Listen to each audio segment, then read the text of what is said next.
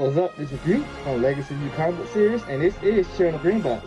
And on today's show, we got Dre Burk from Omni Comics here to tell us how he's planning on making the diversity center in the military and in wrestling in his comic book series.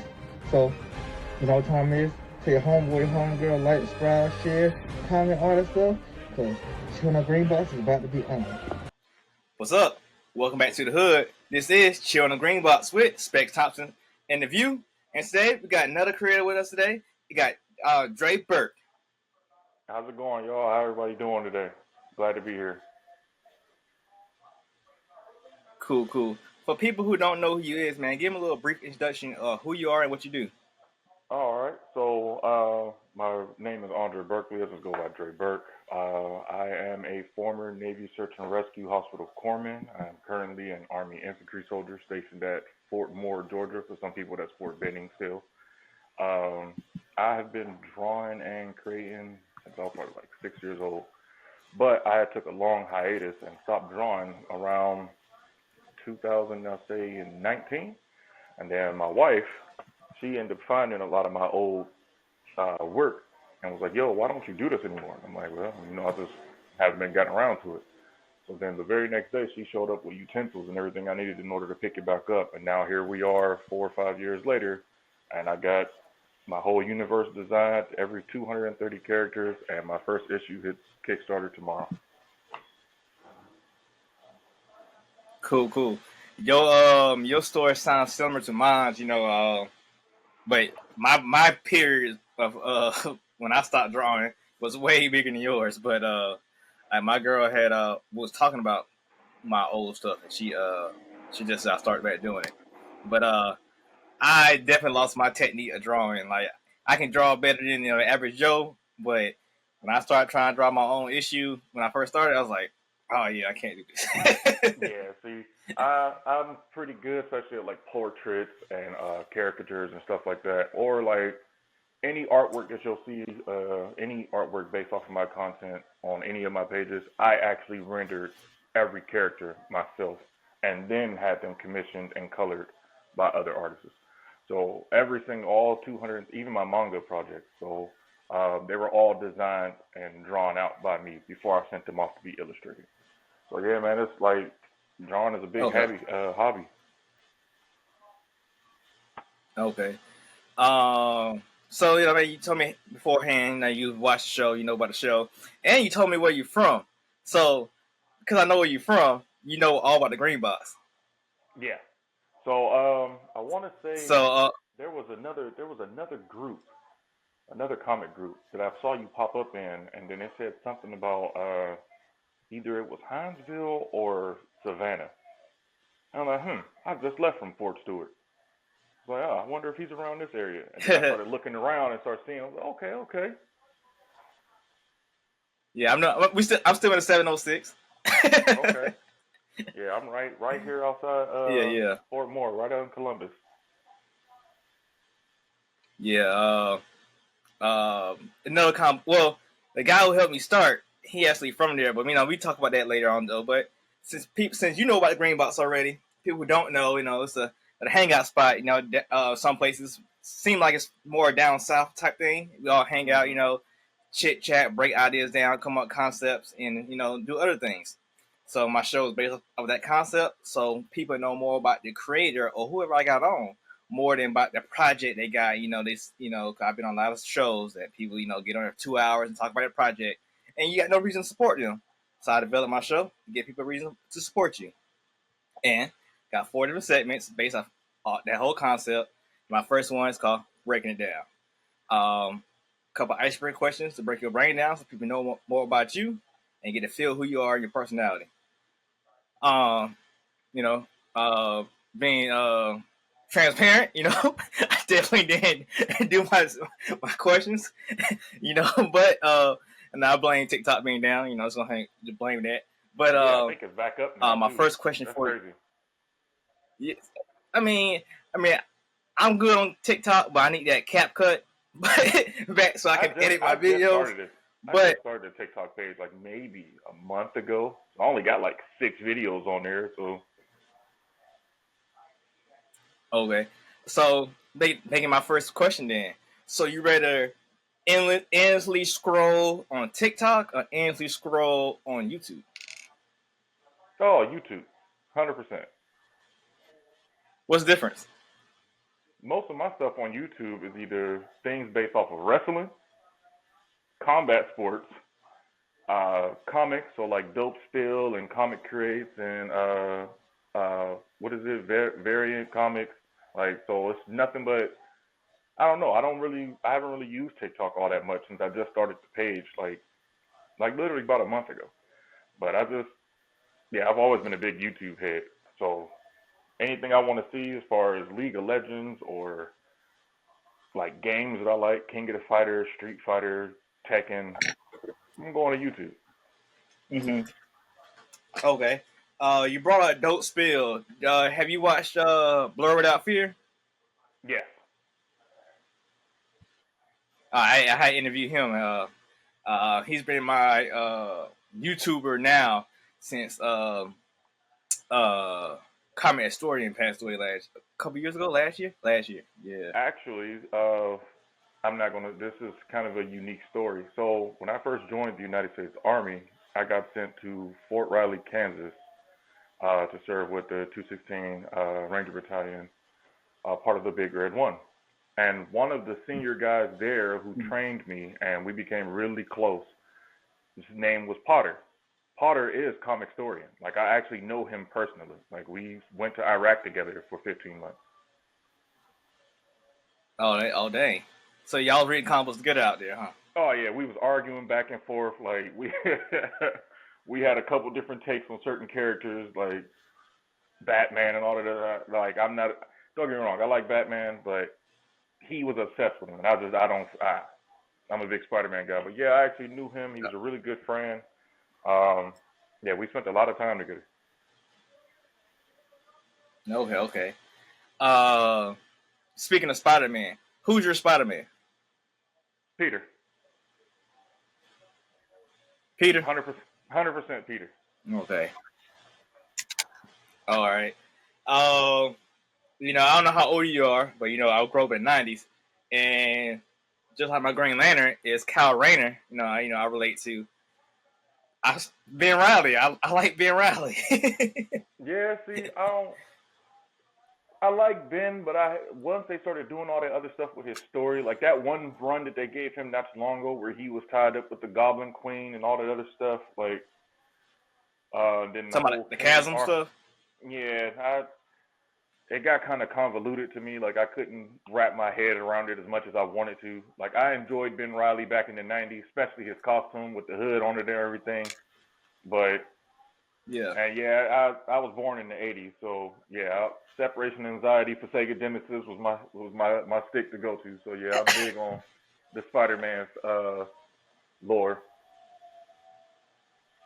Okay. Yeah, me and my one of my best friends, we played the hell out of that game. Like, we found all the secret rooms and all kind of stuff. So we had 100 lives and stuff like. Yeah, one day we knew everything. One day me and my cousin was playing mine, and I remember this vividly. It malfunctioned, and for some reason we couldn't die. So we just blew through the whole game. Like, we ain't gonna cut it off or nothing. We just gonna play the whole game. Like, for some reason our characters wouldn't lose health or nothing. We just wouldn't die. So I was like, yeah, I'm in here.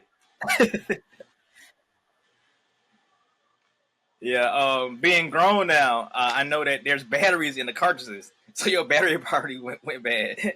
Yeah, I know, right? Yeah. My last question I got for you. Wrestling. I recently just got back into wrestling. I kept up with via TikTok and reels and stuff, but since it came with Netflix, I'm back watching Raw. I said I probably haven't watched Raw in about 15 years. And watching a documentary about the Vince McMahon, I know why I stopped watching wrestling, because that was the PG era and I stopped. Yeah, I know, right? But what era of wrestling is your favorite? See, I don't really have a favorite era. I have more so favorite characters.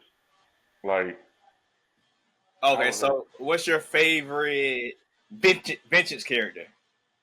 Goldberg. Goldberg? Okay. WCW Goldberg. You don't like the white and black Goldberg, man? The one with the trunks. I couldn't get the briefs. I did like Goldberg in general, but once he got to WWE, he just seemed like he was watered down. So when he was in WCW, man, he, like, to me as a kid, he was an actual superhero, like taking down the entire NWO. And at the time, I want to say the NWO had like 100 members. Yeah. I don't know what documentary I was listening to. They said the NWO basically had all the so one of them had all the headliners, and the other faction had all the jobbers. So basically, everybody was NWO. Everybody. I'm like, man, like, only people who weren't NWO, I want to say, was like Goldberg and LeBron. Goldberg, Raven. Yeah, Rey Mysterio. Rey Mysterio ended up joining the group too when they took his mask off. No, he didn't. He was LWO. Yeah, when he was LWO. Took his mask off.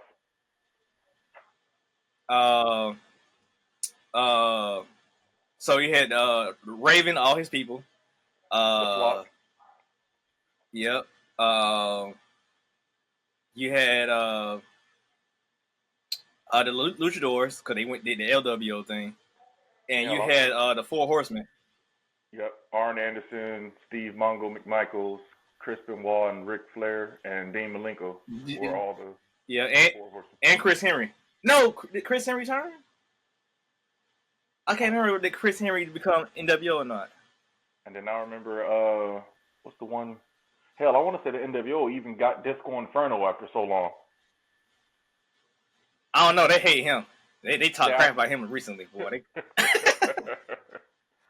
But like currently, Disco Inferno. No, we gotta talk about that. Disco Inferno was not NWO because he became tag team champion with Rey Mysterio.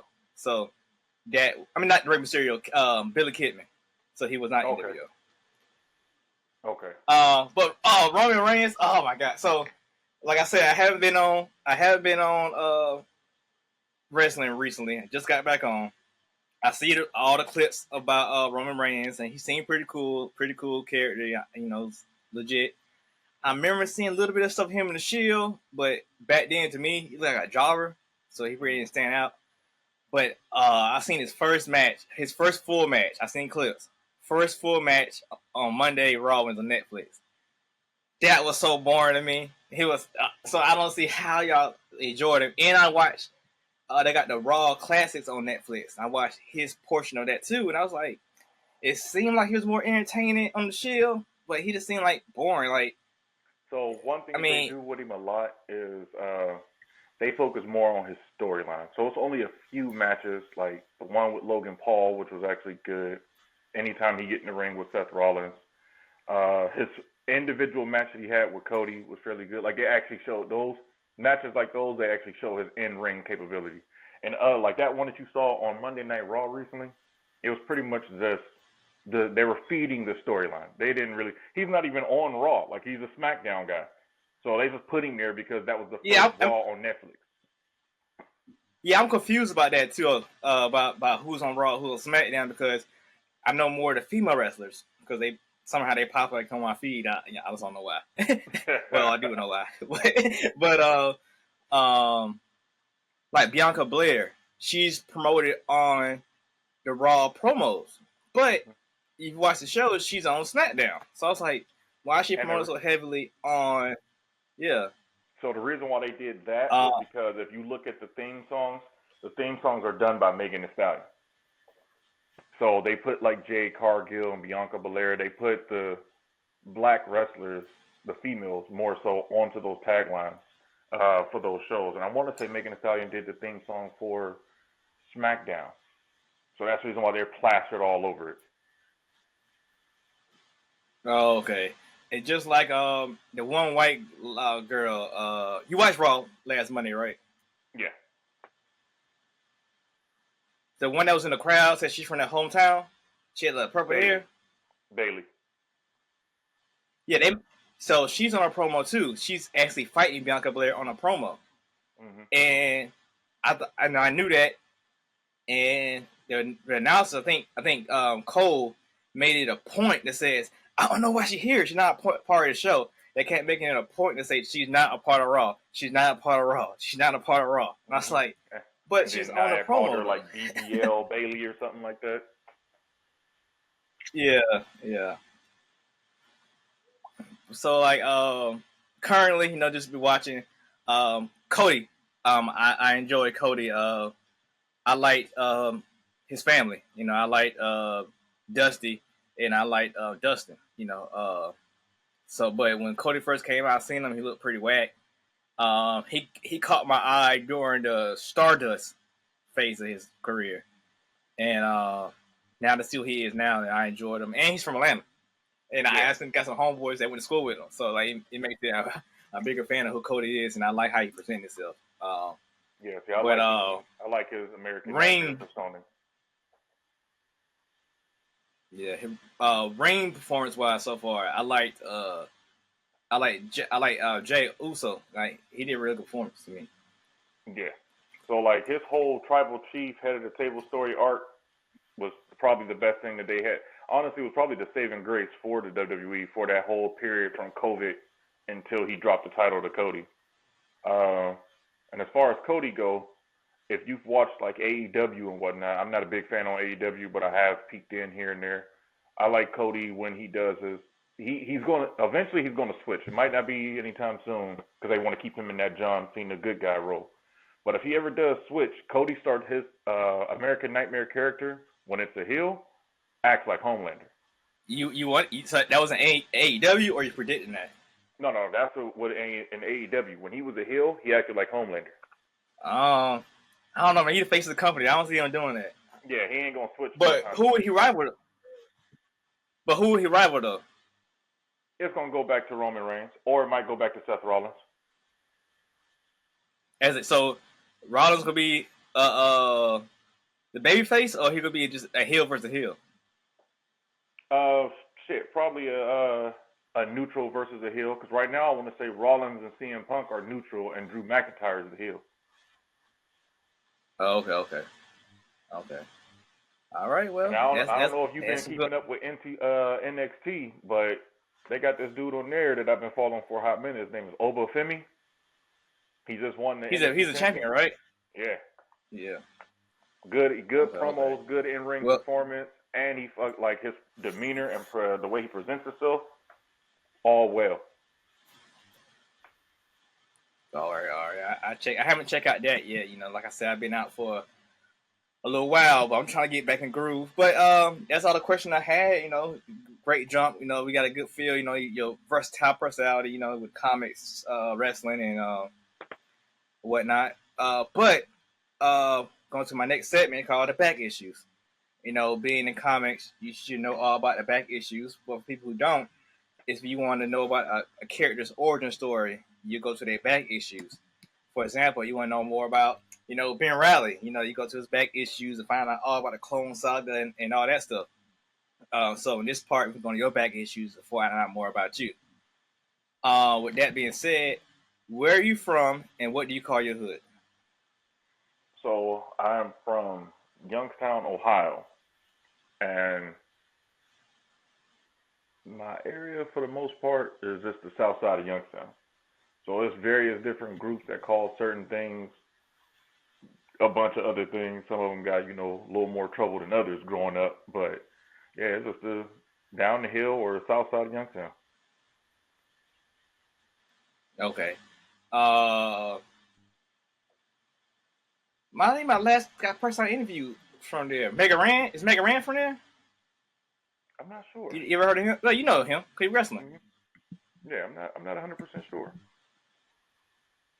I think he was talking about Ohio. Yeah, Mega Ran. Yeah. About 45 minutes to a little less than an hour outside of Cleveland. All right. Yeah, it had to be him. So I talked about my experience in Cleveland.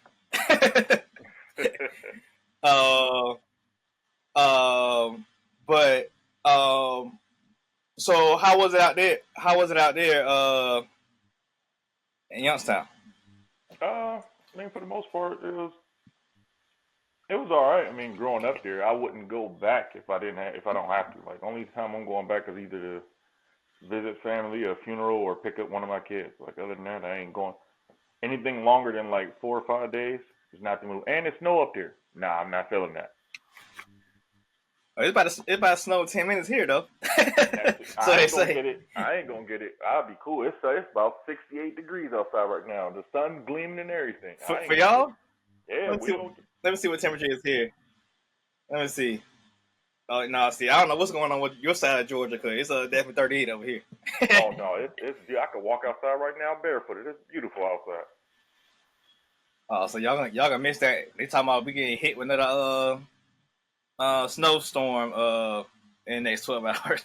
Yeah, we missed that one that Atlanta just got too. Like I saw that stuff all over social media and on the news, and it was talking about how much snow it was, and everybody outside playing in it. And I walked outside of our house and was like, nothing's happening here. Like, so did y'all get hit by the hurricane? We got some rain. That's about it. Man, y'all missing everything. We about to hit 3 feet. Yeah. We get all the good stuff, none of the bad stuff. I don't know, man. Y'all got Phoenix City over there, so I don't know, man.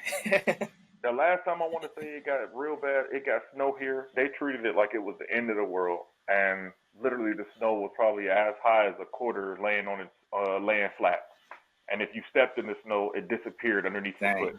And they shut down the entire base. No. Dang. So, what made you move from Ohio to Georgia? Orders. What made you move out of Ohio? Yeah. Oh, the military. Okay. The military definitely made me move out of it. Okay. So I originally went to Kansas, then left Kansas, went to Georgia, came here to Fort Benning. Was here for a hot minute, then went to Fort Lewis, Washington, and I ended up getting out of the military because I was a single parent when I was in Washington. When I got back in 2019, went back to basic, which was here, and then got sent to Fort Stewart, Georgia, which is in Hinesville. And then I came down on orders to come back here to be a cyber instructor. So that's the reason I'm here now. And I've also had to be stationed at Gurney Mills, Illinois, when I was in the Navy. So, cyber instructor. So, I don't know too much about military. I know a little bit. So, why didn't they send you over here to Augusta? So, for what I'm doing right now, currently, is my broadening assignment. So, once I was done with my squad leader time, they needed me to do something else, either recruiter, drill sergeant, or something like this, like an instructor-based position. So I came down on orders to come here, and when I got here, man, I was confused. I'm like, well, what am I doing here? I was like, because there's no, besides the Ranger Battalion, there's no infantry units here that are deployable. So when I got here, I'm like, yo, what the hell am I doing? They was, oh, well, you're going to the simulation center. I'm like, the hell is that? They was, oh, you're going to be over there teaching people how to play certain games. I'm like, the fuck? So then I come over here to see what it is. So I come over here, and they was like, well, yeah, this is what you're going to be doing, blah, blah. So for the most part, man, like, we work like 1 day a week. Like, the tempo here is so slow. Like, we'll do our thing or whatever. Like, we train each other. We train guys on how to use a system called a JPCP. We train them on like VBS3, which is another video game simulation. And we run COFT and AGTS, which is a Bradley fighting vehicle and an Abram tank. So we'll run the simulations on guys training in those things. But for the most part, man, that 1 day a week, and that's it. Like, I mean, we got to go in every day, but we ain't got to do nothing when we get there. We normally get there, handle paperwork, do whatever it is that our leadership need of us, and then we're normally out within like 3 or 4 hours. Dang, your job sounds sweeter than one of my homeboys. His job was a combat computer specialist type thing. I can't remember what it was, but what he do was like he supposed to repair all the computers. But since it's not wartime, all he does is take the broken computer and send it off to get repaired. Yeah. So like right now, being and that's what he does. Being that I'm not on a line unit, because I'm an infantry soldier originally, but being that this is my broad assignment, but being that I'm not on a line unit, I PT on my own. Like, I don't have to wake up at 4 or 5 in the morning every day. Like, I ain't gonna lie, it's pretty sweet. I bet. Made me want to cut my dreads off and try to get me one of them jobs. He got. I just found a dude not too long ago. He had. He's in the reservists, but he has a religious exemption because of what he practices, and he has dreads.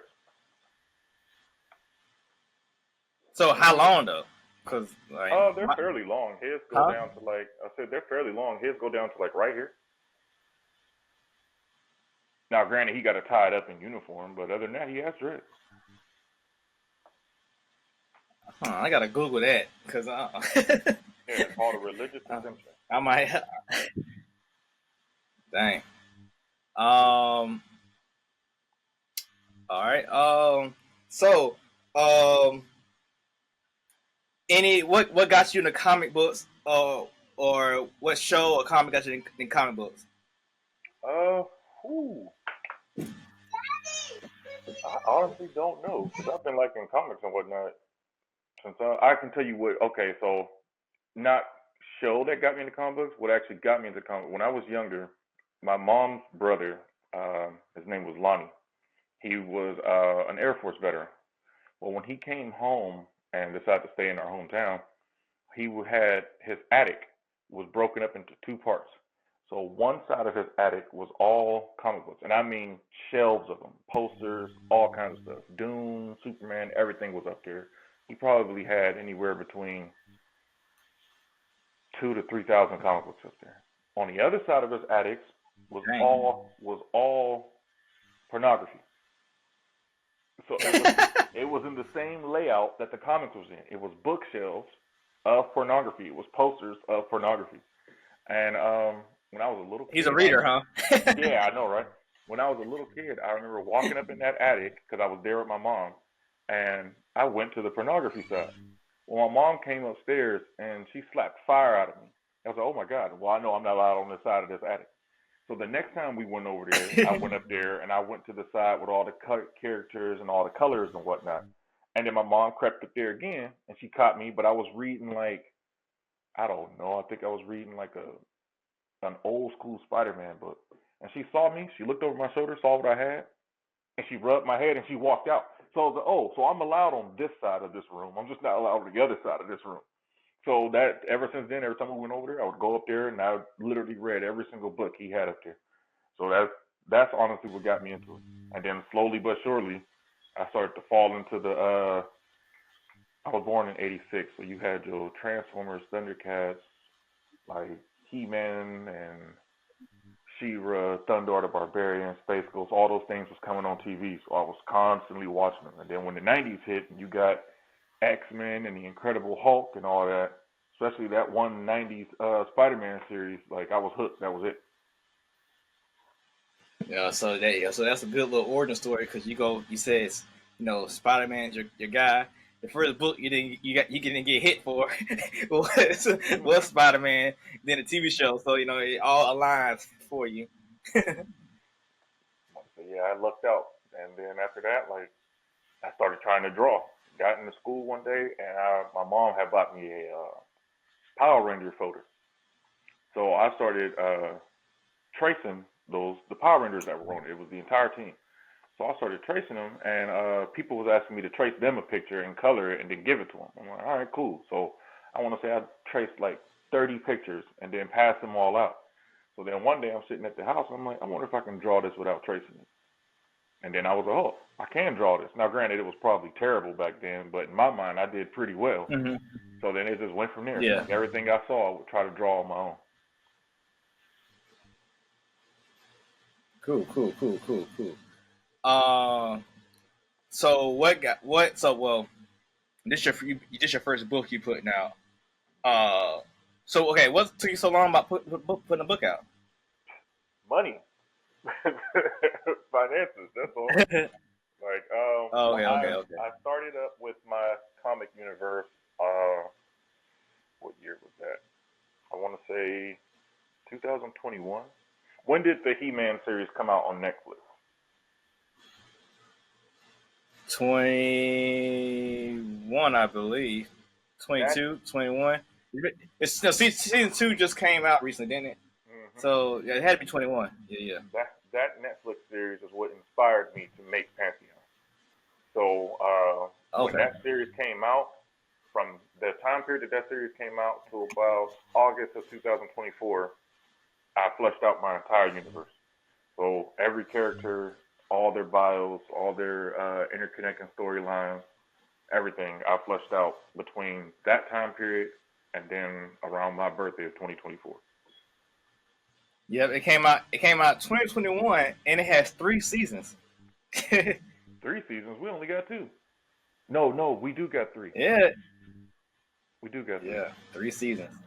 Yep. So when it first came out, I Um, watched that first season, and then later on, once I finished that whole season, later that night, I ended up making Pantheon because Pantheon was originally an adult, but then I'm a big Batman Beyond fan, so I ended up throwing in like elements like Terry McGinnis into it.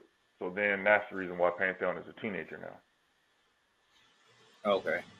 Um, Nothing on Netflix inspired me to do my book, but the Voltron DreamWorks show kind of inspired the look I was going for.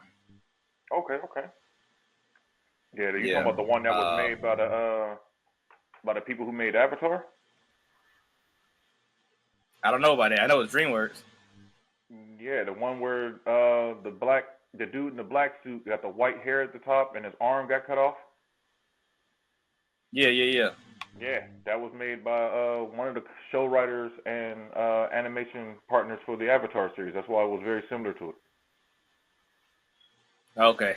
It had to be Core show. that show was that Voltron series was actually really good.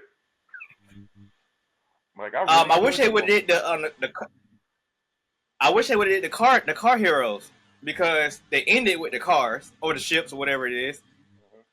But I wish they would have went that route too because I mean I never watched the car Voltron version, but I know people like it, so it's even cool to kept it going.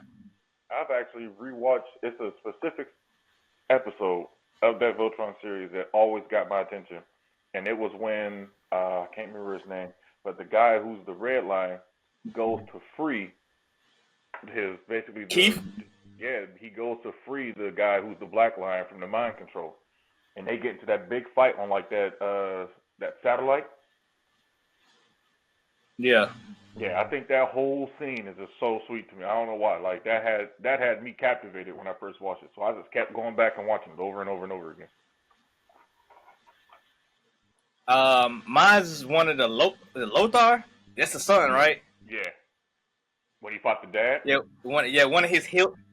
Yeah, one of his heel turns. Yeah, like I was like, oh man, like, cause I mean, I remember the OG show, and I did research on it, and the OG show episodes was all out of whack. Mm-hmm. So for me to see like the real story play out like it's supposed to, I never understood why the red guy was in a black line. I never understood that, but now I know why.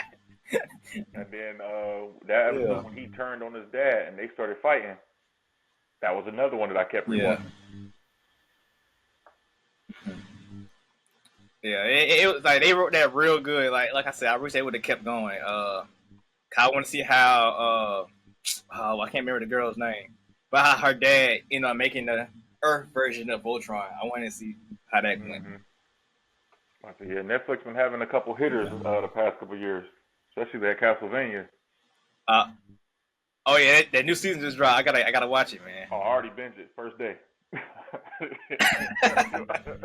I watched it the first day. As soon as it hit my TV, I was on it.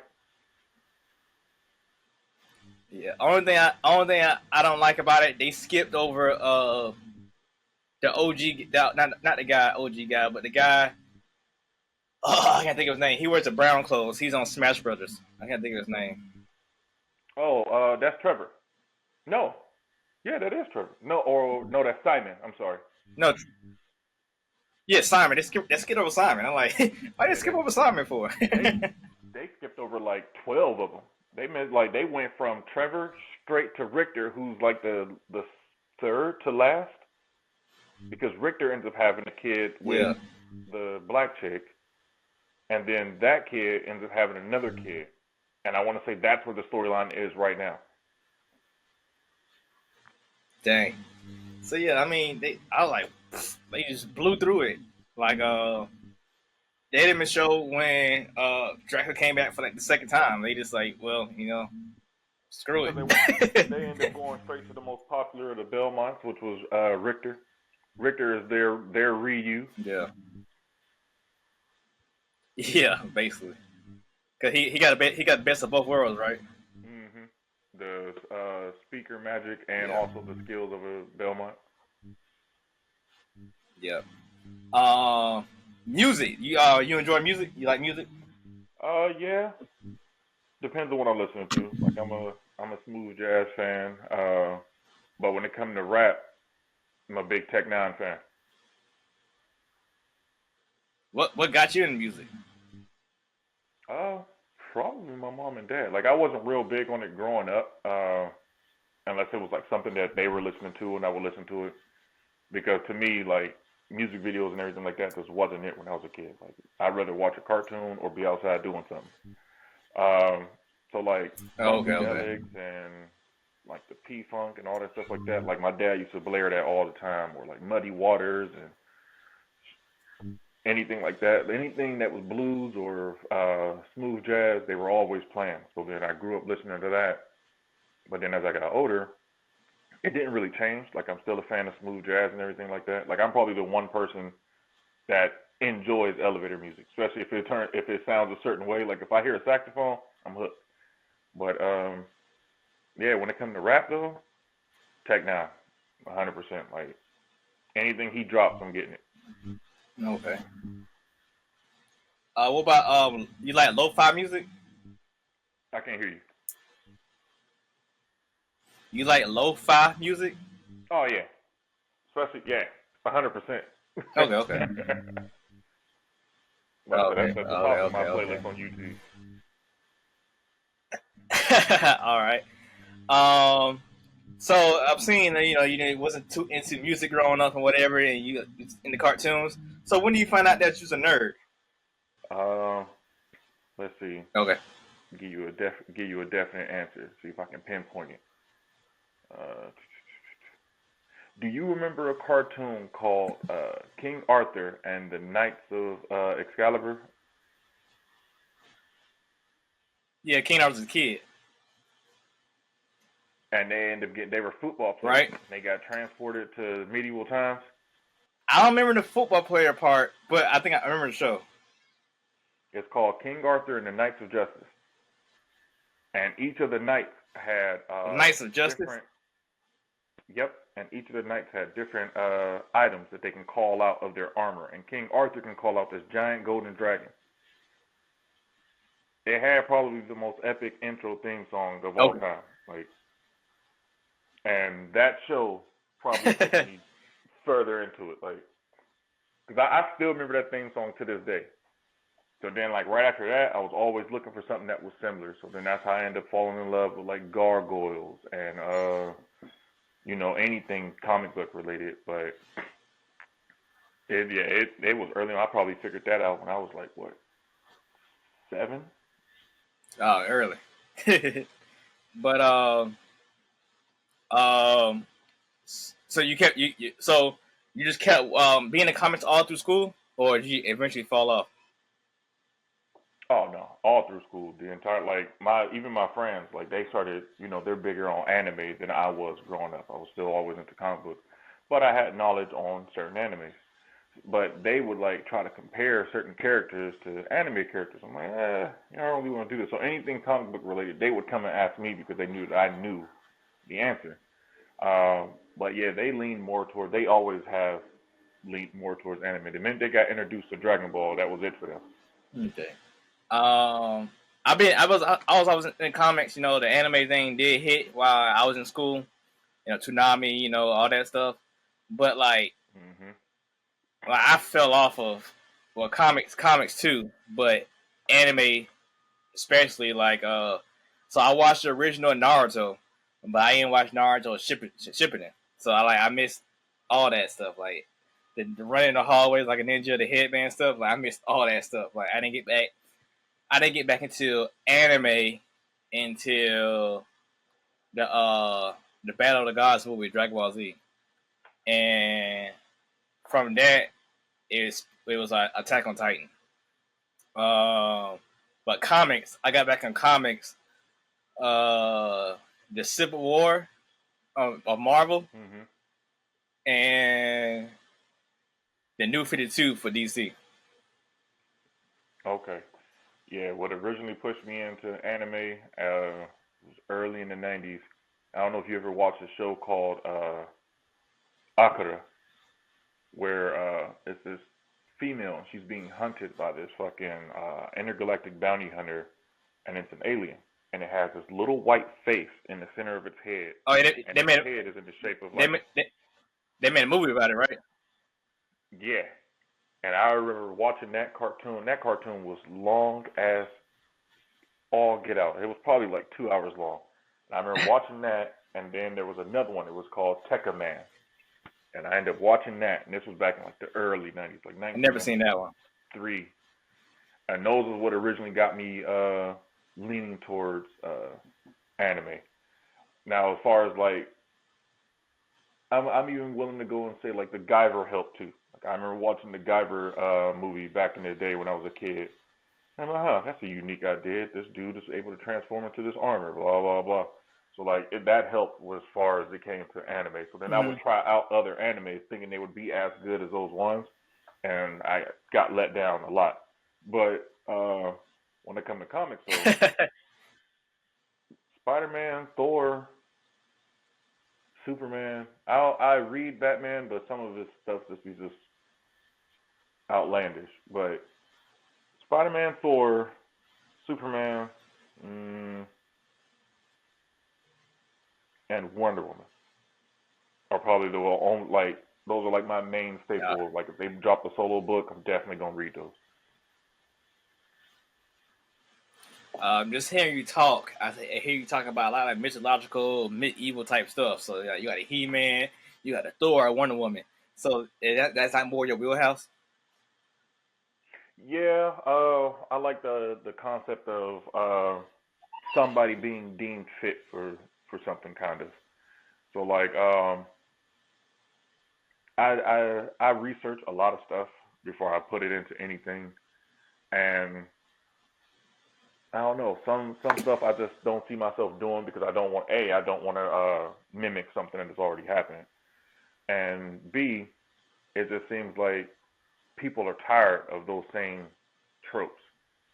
So like, okay, for instance, like with Pantheon, he's a Cameroonian Italian kid, you know, like he's biracial. Most of my heroes in my universe that I created are either brown or black. They are some color. And I just didn't want to move the same way that other people move when they create these characters. Like he's not a background character. I don't want to get him to the point to where he's mimicking somebody else. Like he's in his own lane, and this is where he stays. So when it came to making a character, or making any of my characters, stand out, like little things like that I went off of. So like the Thor and the He-Mans and whatnot. Now Pantheon does transform, so to say, like a He-Man character, but he doesn't get bigger or anything. His suit is kind of like how Green Lantern's suit appears. Even though they got normal clothes underneath it, the suit just appears. So like that's something that happens with him. But even though he doesn't wear a mask, like, so say if you were to stare at Pantheon, whether if it's in a photo or a video, or if you saw him up close in person, who's somebody that you admire the most? Who's somebody that you admire the most in this world? In this world? Like real world? Yeah. Yeah, like you. Who is somebody that you admire the most? I don't know, bro. It used to be Diddy till he got in trouble with that baby oil. Well, if that was the case before all of that happened, if you saw Pantheon, that's who you would see in his costume. So the nature of his powers being that they're cosmic celestial nature, anyone that sees him sees who they admire the most. The only person this doesn't work on is his mom, and that's because when she looks at him, she sees him directly because she admires and envies the young man that he's growing up to be. So it immediately didn't work. With anybody else, you would see exactly who you admire. Dang. Is that biblical? No, so some of his aspects are to an extent, but I saved that for other characters. Like I have other characters like Judah of Iscariot, I have Cain, and like other beings. I even have archangels and whatnot spread out through the entire universe, and they are more in the biblical nature. So, like the main god of my universe is called He Who Is, and he's literally God. Like he is God. So a lot of stuff like Michael and Lucifer and other archangels, Metatron and the Book of Enoch and all that stuff like that, I incorporated certain things from those and put those in. Okay. So we talking about the books. I want to go to my next section. It's called Hotkeys. You know, it's the meat of the show. Everyone wants to know about what you do. But I was gonna pull up some of your stuff, but apparently I'm trying to pull your stuff up and it's lagging on my side. So you're gonna pull up some of your images, or whatever, to show people. So this is your first project. You know, you actually put together. You know, you did all the concept work. So you said financial wise is why you didn't start. So with that being said, is this first book is already completed? No. So there's a few pages of it done. Those pages are listed on the Kickstarter. I even have like some sample pages done for like feats and whatnot, because you know you always got people asking, like, oh well, what can he do? So I ended up doing that. But as far as the book being done, no, not yet. I wish, but his origin book is 32 pages. So yeah, is that book one or is it? That's book now, one. is that now the origin? Is that okay? And you said your character is mixed with what? His mother is Cameroonian and his father is Italian. What made you choose those things? It was different. It was different and it was new and nobody else had did it really. And even though again I want to support like brown and black characters, I also want to support diversity. And I'm not talking about like sprinkling a black character or a Mexican character here and there. No, I've made a lot of them, like a lot of them. And I don't mean this black or Latino. I have Haitian, I have Creole, I have Korean, Japanese, Chinese. Like one of my characters is from Laos. Yeah, like I want to make characters this way. When people see them, they can correlate with them and relate to them, and end up like, okay, well, I like this. Like I feel how to like. Let me go ahead and invest into this as far as viewing it, reading it, supporting it, whatever the case may be. So, and then I can't stand when you have a legacy character, and then they decide to give you a black or brown or any character of any ethnic background, and it's literally just a rinse, wash, and repeat of a character that we've already had. Like, even though I like John Jones as a Green Lantern, I can't stand the fact that he's a Green Lantern. John Stewart? Yeah, John Stewart, I'm sorry. Even though I like Miles Morales as a character, I can't stand that he's a Spider-Man. Like, they missed an opportunity to take a character that everybody why you don't like him? And make him something else. You know why you don't like Miles as a character, as a Spider-Man? What? Because he don't have no story arc. Like, what's his? So Peter Parker, you be like the Clone Saga. All backwater stuff. Yeah, all backwater stuff. It's all stuff that they've given him that either Peter has done or Peter shares. Like DC tried to come up with that character Naomi. Sideways? They named her Powerhouse. Oh, Naomi. And I thought her concept was dope. I thought her uniform was dope. I thought everything about her was dope. But they immediately like just ignored her, and they came up with that bullshit ass show, and then they threw her to the wayside. Like, I can't stand when they do that. And then you know why? You know, like I hate that. You know the correlation between that Naomi character and Miles. It's the same. It's the same dude. The same dude made him. So how Miles don't have a freaking story you can make a movie about? she don't have a freaking story you can make a TV show about. That's why they both just don't hit the way they need to hit. Yeah, like I'm real big on that. I hate taking a character like I like Black Panther, I like Blue Marvel, I like I even out of the Wonder Woman mythos, I even like her sister. Like I just and then even though she's a technically she was before Wonder Woman, chronologically in the comic books, so at least that's what they make it seem. But I just I don't like that. Like if you're going to give these characters limelight and give them stories, like Jon Stewart, as dope as a character he is, based off of who he is, could have been a way better character if he was not a Green Lantern to me. Because there's nothing that you can say honestly that he can do that Kyle, Guy, or any of them. Hell, what is it, like 6 human Green Lanterns now? It's the chick that dresses real well. It's a good little chunk. Arabic one. You got Guy, Kyle, Hal, and then John.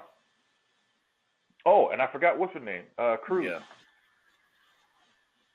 And you got Teen Lantern too. None of them can do anything. See, yeah.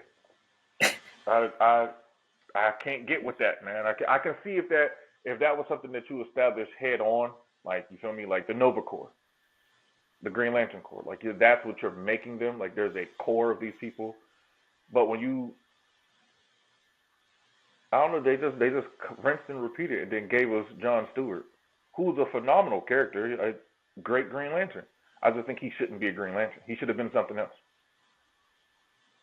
Okay.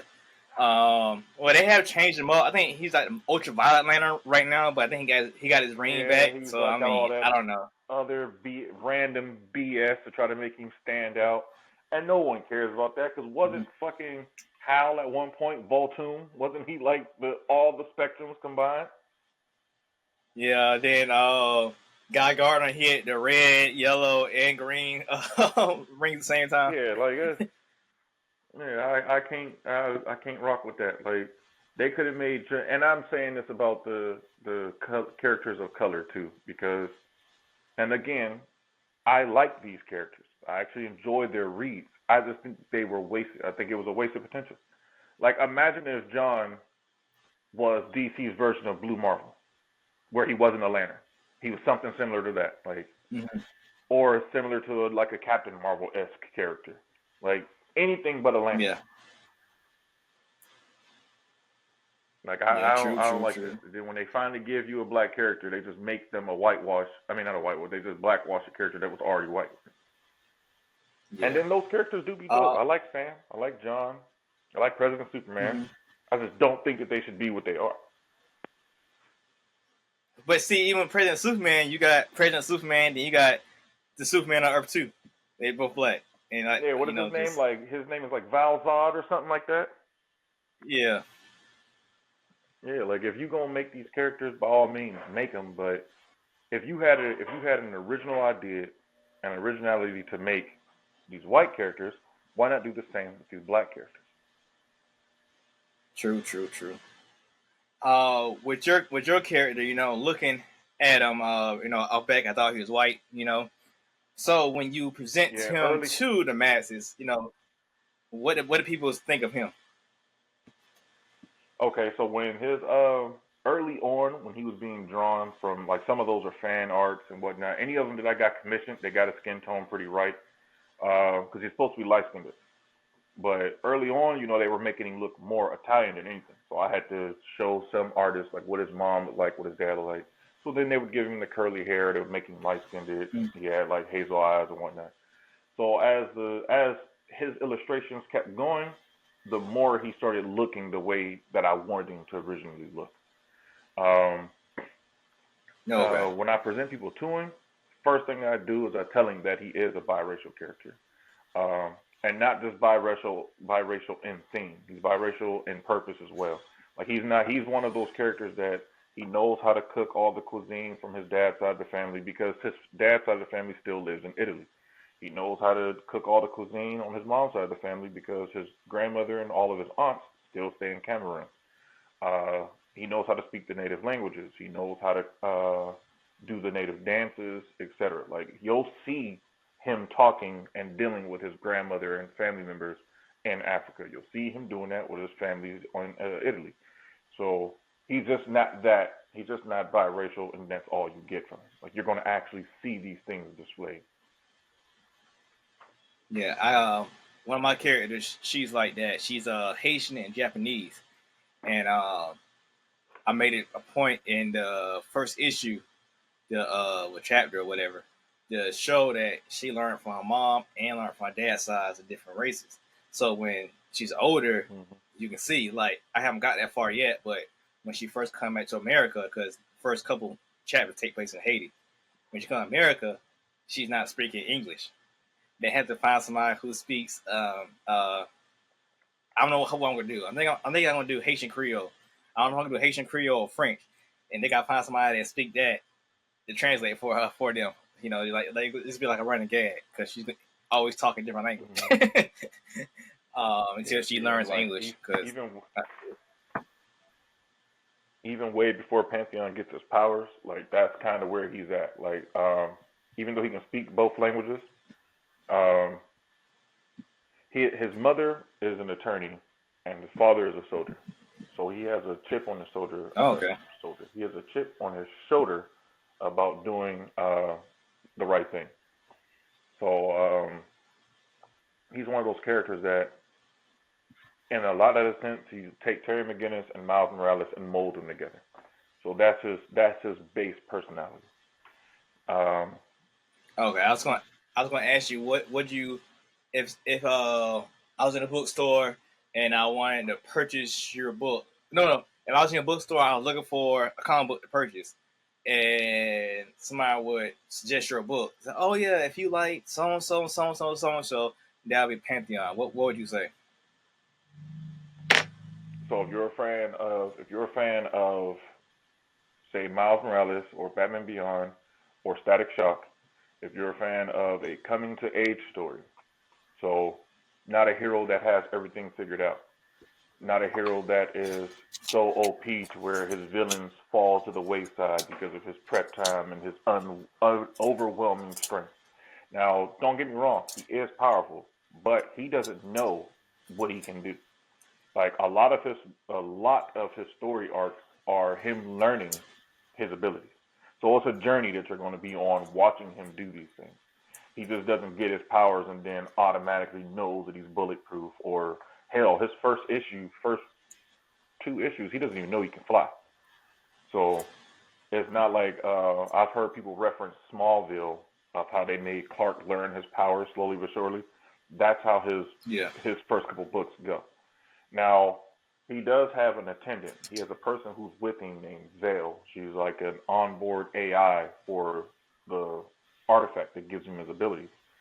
And she teaches him, mentors him, and tells him about his abilities, his lore, his origin, and why he is what he is. But at the same time, her goal is to maintain balance. So she can't tell him, like, hey, you see that star over there? Go over there and snuff that star out and let this entire Milky Way just go cold. Now, he can do it, but he don't know he can. She won't tell him that either because she wants him to get his powers and know his abilities by spoon-fed. She doesn't want to feed him with a water hose. So his powers grow, and his powers are like the human body. They do grow, but they only grow based off of the amount that he uses them. So he can grow stronger in speed, endurance, whatever the case may be, but he has to use those abilities for them to grow in power. So there's a lot to him. There's a lot that I can dive into. Just depends on what you willing, because we can be here for a while if we do this. Okay, I won't be here too long, but with that being said, so you say you got your whole universe fleshed out or whatever. Well, before I get into that, what makes you turn him into a teenager instead of keeping him as an adult? Okay, so again, it comes down to the watching him progress. So I felt like if I made him an adult, he's supposed to have everything figured out type thing. He's supposed to have, and it strips away some of the comedic value of a character too. And he's one of those characters to where some aspects of his storyline you'll get to be involved with, where he's what's called a prime being. So there's 12 multiversal gods, and those gods are called the over gods, or the governing deities. So you have God himself, or he who is. Underneath he who is are called the aspects. So the aspects are like your death, your nature, order, chaos, etc. So I have an entire group of them. And those aspects are ran by a being called the overseer. So the overseer represents a scale, and he is the right hand of God. So the overseer's scale that he represents, he is the pillar in that scale, and then the two cups, or the two scale, are retribution and redemption. And then you have the rest of the cosmic oligarchy, which are the aspects. Well, underneath them are the 12 governing deities, or the overgods. And it can only ever be 12. It can never be more, but they can be condensed. So what ends up happening is their job is to create. So even though he who is can create, he decided to delegate it down. So the overgod's job is to create, watch it flourish, let it run its course, then destroy. Well, one of them, his name is Vex, and all the overgods have the suffix eris, the way angels have the suffix ale. And all of the overgods do their job. Well, Vex Eris ends up getting sick of this. Like, he doesn't want to keep doing this because he's been doing it for millennia. So what ends up happening is he starts taking his kin out. He starts killing them and then assimilating them. And that's how he becomes from... Can you hear me? Yeah. Okay, yeah, that's how he becomes from Vex to Imperious. So it starts to change his body, his look, and everything. So if you'll, like in one of the artworks that I sent you, Pantheon is standing on this chest of this big red dude with white hair. Well, that's Imperious. So he is an amalgamation of 6 of the overgods. Well, the other 6 knew that they couldn't stop him. So they formed their essence into something called the Orb of Theon. And they sent that orb to a different universe. And Vale, the intendant, went with it. So when that orb lands on Earth, that orb is actually the meteorite that destroyed the dinosaurs. And since it sat on Earth for so long, it irradiated the planet and turned, as humans slowly start to evolve, that's how abnormals are born in my universe. So I don't call them mutants or metahumans, they're called abnormals. So the orb is what ends up giving people powers after so long. 6 of those gods, like I said, when they combined themselves into the orb, that's what ends up empowering Pantheon. So being that he is an overgod, he's timeless. It's never a time where you're going to see him go into the future and meet another him. It doesn't happen. He is the same one that is in the past, the present, and the future. He is the only Pantheon. He's the only Ashton Adams. There is no multiversal story where he's going to meet another one of him. Okay.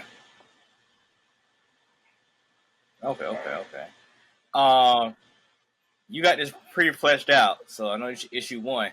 So, how far you want to take just Pantheon? Oh man, I got his entire timeline written out. So it doesn't actually have a conclusion, but if I was to say that book would be the conclusion, it would go up to 32 issues. Okay. And so I know you got so much. So you got spin-off series or like a group series coming like with that, or how you plan on doing the other stuff? So each character that I've made, I have my own Justice League themed group. I have my own Teen Titans themed group. I have individual heroes. I have one character. His name is Adam, and he is actually Adam in the Bible. He's my John Constantine type character. I have different characters that will all spawn off their own books and own series, the whole 9 yards. There are ones like the Protectors, which is my Justice League themed group. They will each have a one-shot telling you about their past, their backstory, how they got to Earth, and then at the end of each of their one-shots, how they combine to be the Protectors. There's dealings when the Protectors have to deal with Pantheon because of the issue of them not knowing who he is and why he can do what he does. Because they try to keep tabs on abnormals. There's a plethora of different characters, and not each of them, because some of them stories intertwine with other people's stories. Like my speedster, his main villain story starts along with his, like the same accident that makes him. But yeah, so the entire cosmology, not everybody, but a lot of them all have their own stories to be told that all intermingle and tie into something that Pantheon has done in a book or will do in a book. Like there's an event where they have to fight an entire alien race. Well, that will be spread across not just Pantheon, but it'd be spread across this character and that character and then the protectors, because they're all fighting that same race. Okay. What made you go back Kickstarter? So I'm pretty ignorant to it. Like this is my first time doing it, and a buddy of mine who's actually one of the co-writers for Pantheon, he writes for Wiseacre Comics. He's the writer for Megas.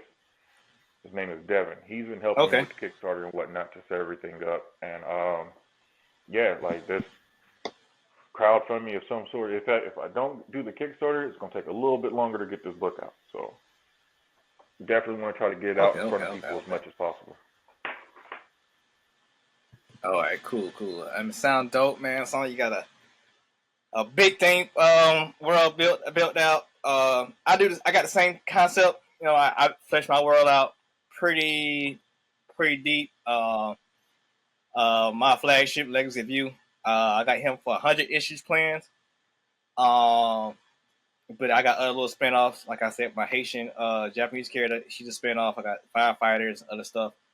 And the way I got my world set up, superheroes are a thing, but they're not a thing. So like I got like other stuff like going on. Like it's probably like the first thing I said on camera, but I got like a story. It's kind of like Scarface mixed with BMF, but it takes place, you know, how with Katrina, how Louisiana people went to Atlanta, and it's like the same concept, basically the same time frame as BMF actually, but it's more like Scarface type thing, and it's gonna be the same universe, but the superheroes won't be actually there, but if you read my other stories, you see like correlation between the two, like the record label gonna probably be the same. Like, oh, that was the record label they started in that, and it's in, so this will be that. So it's all one world.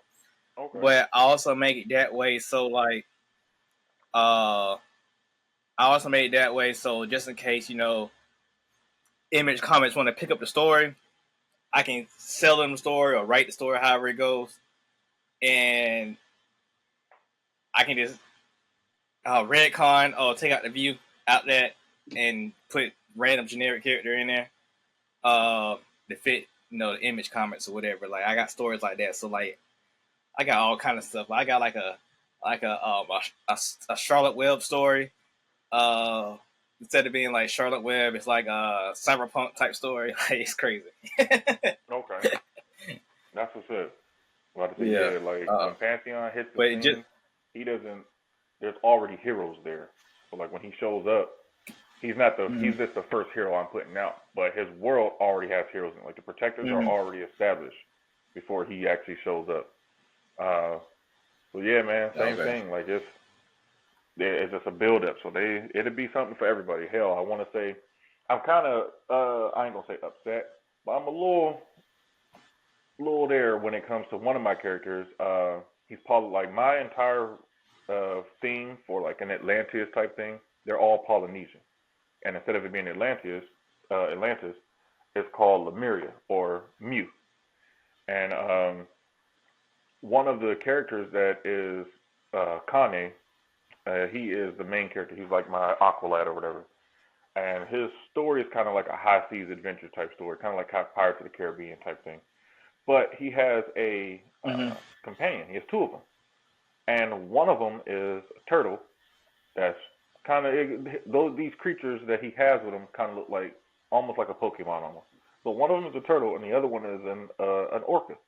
But the orca kind of resembles Jeff the land shark. So I'm like, I'm a little upset that they put this damn shark out And when I end up revealing mine, people gonna think that I got it from this damn shark, but I didn't. I got it from a Pokemon, and I got it from a Pokemon that came out like in the '90s. But the minute that I go and put him out, people gonna make the correlation. Oh, he looks like just a land shark. Like, you sons of bitch. And I got the View. He wears a shirt tied over his head as a mask. I made the View 2019. You know, it's documented or whatever. It's an Indian superhero they put out. They got more money than me, so they was able to put his comments out and made a movie about it. I think it translates to the minimalist, and the guy was a tailor, and they got superpowers. And his first costume is like some cloth or a shirt over his head as a mask. I was like, man, you bastards! Y'all took my idea. Yeah, like, but doing the research though, I think like later on in his career he has to get that real costume. But like in the movie, he has his shirt on his face. I'm like, oh my god, people think I stole it. Mm-hmm. And I know the minute that I put him out, because there's a cover that I want to do for his first issue, where he's riding on like a great white that has stirrups on it and whatnot, and then the orca, almost exactly like that. It was on all fours, and it's real bubbly and fat looking and adorable and whatnot. And he's gonna be swimming alongside of him, and people gonna think that I got that from Marvel Rivals. I'm like, no, I drew the concept for this thing in like 2022. I think they beat you, bro. Yeah, I know, right? So yeah, I think because I remember seeing his books come out. Let's see, Jeff the Land Shark. I remember seeing Yep. What you say? Well, it don't matter. It beat you. It's 2019. Oh yeah, it got me. It got me dead to right. But I had. But I think very. But I think the one that's in the game, not the one in the comics. But I think the color version you speaking of is actually recent. I think that first appearance he was something else because they I think they had to rescue him or something, and then I don't know. It's one on one-off things, but he didn't become all cute and cuddly until being the mascot of the Avengers and crap like that. So I mean, it's all recent. So you might have a fighting chance. Yeah. Yeah. As soon as I put him out there, they're gonna be like, "Oh, you got this from Jeff?" I'm like, no, I didn't. No, I didn't. I actually got it from Bulbasaur. And it's another whale type Pokemon that I got the idea from. And then the turtle one I got from Squirtle. I was like, yeah, I'm gonna go ahead and do these. Like, these would be nice little references for him because you got sea creatures and whatnot. But yeah, you might want to check on that the Palmon one and see if they got a similar version of that in that game too. Oh yeah, Power World. I forgot all about that. My daughter be playing that. Yeah. They might got one in there too. You never know. I think that's all I got for the show. Of course, your Kickstarter is out right now. To get your first issue. And other artwork and artwork and whatnot. But last segment called Digging the Crates. We're gonna dive through this interview, pull out some questions so people can go home with something. Going back, you said you draw, you do some artwork and whatever. Would you ever do a cover? Yeah. 100%. Like a. So if you got a choice to do a cover for mainstream, when I mean mainstream, I mean something that's not indie. What character would you want to do a cover for in like mainstream comics?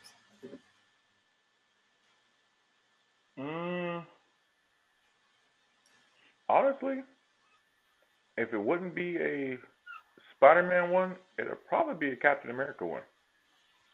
Okay. Which Captain America? Steve. And the only reason why I say Steve is because I think that his costume can use an upgrade.